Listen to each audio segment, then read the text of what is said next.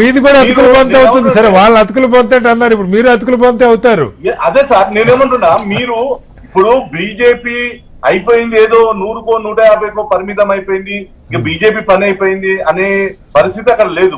ఇలా మేము ఏమంటున్నాం అంటే, ఒక చంద్రబాబు నాయుడు లేకపోతే నితీష్ కుమార్ ఒక ఇండిపెండెంట్ గా పోటీ చేసి మాతో లేకపోయినప్పుడు అప్పుడు దానికి సంబంధించినటువంటి ఏదైతే గఠబంధన్ ఉంటుందో దానికి ఒక వేరే రకమైనటువంటి చర్చ ఉండేది. కానీ ఈ రోజు వాళ్ళిద్దరు కూడా మా యొక్క ఎన్డీఏతో కలిసి ఉన్నాము, ఇలాంటి చర్చ లేదని చెప్పేసి ఆల్రెడీ చంద్రబాబు నాయుడు గారు కూడా డిక్లేర్ చేశారు. సో మోడీ గారితో మాట్లాడారు. ఈ రోజు 9వ తారీఖు రోజు ప్రమాణ స్వీకారం చేయబోతున్నామని చెప్పేసి మనం చూస్తా ఉన్నాం. Morning development sir.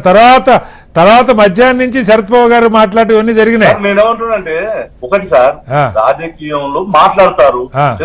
Sharad Pawar గారు మోడీ గారితో కూడా అనేక సార్లు మాట్లాడారు. శరద్ పవార్ గారు మోడీ గారి దగ్గరకు వచ్చి ఒంటు కూర్చొని పోయారు. అంత మాత్రాన శరద్ పవార్ ఏ రోజున భారతీయ జనతా పార్టీకి తన యొక్క పార్టీని అప్పచెప్పాడా, లేకపోతే ఎప్పుడైనా మద్దతు ఇచ్చాడా? సో ఈ రాజకీయాల్లో మాట్లాడడం అనేది సహజం. ఇలా మాట్లాడేటువంటి పరిస్థితి ఉంటది. ఇలా బీజేపీ కూడా అక్కడ ఉన్నటువంటి మహారాష్ట్రలో ఉన్నటువంటి ఉద్ధవ్ ఠాకరేతో కూడా మాట్లాడొచ్చు. ఇదే బీజేపీ పార్టీ ఇంత ముందుకు అన్నట్టుగా డిఎంకే తోటి గతంలో చాలా సార్లు మోడీ గారు తమిళనాడుకు అనేక రకాలైనటువంటి అభివృద్ధి కార్యక్రమాల్లో పోయినప్పుడు అక్కడ వారితో కలిసినట్టు ఒక స్నేహం. రైట్, మీ వైపు నుంచి కూడా కాల్సి మొదలైన జితేన్ రాయ్ మోహన్జీకి బ్రేకింగ్ వస్తుంది. అమిత్ షా గారు ఆహ్వానించారు. బీహార్ లో మరో చిన్న పార్టీ, ఆ పార్టీని రేపు ఎన్డీఏ అంటే రాజకీయాల్లో జరగవచ్చు, కానీ ఇక్కడ ఒక స్పష్టత అయితే ఏమైతే ఉందో, దేశంలో ఇప్పుడు ఒక అలయన్స్ తో వచ్చినటువంటి పార్టీతో వచ్చినతో ఇక్కడ కూడా ఐఎన్డీఏ గడబడ ఇంకా స్పష్టమైనటువంటి మెజార్టీకి చాలా దూరంలో ఉంది.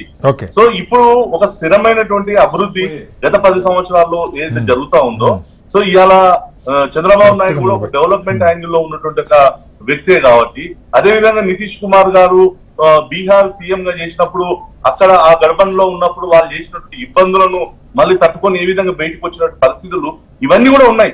అందుకోసం వీళ్ళు అటు పోతారు అనేది ఒక ఊహాతీతమైన అంశం. అయితే రాజకీయాల్లో అటు ఇటు అనేది జరిగే చర్చలు అనేది ఇది జరిగేటువంటి ఒక కామన్. కానీ ఒక ఇండియా అలయన్స్ తోటి మేమైతే పోయామో దీన్ని కట్టుబడే అందరం ఉంటామని చెప్పేసి మాకున్నటువంటి విశ్వాసం. ఇప్పుడున్న దాంట్లో వేరే ఏం కొత్తగా ఆలోచించాల్సిన అవసరం లేదు. మోదీ గారే మళ్ళీ వారి యొక్క నేతృత్వంలోనే ముందుకు అయితే కొనసాగుతాం. రైట్, డిబేట్ కనిపించేద్దాం. డిబేట్ లో మరో చిన్న విరామం.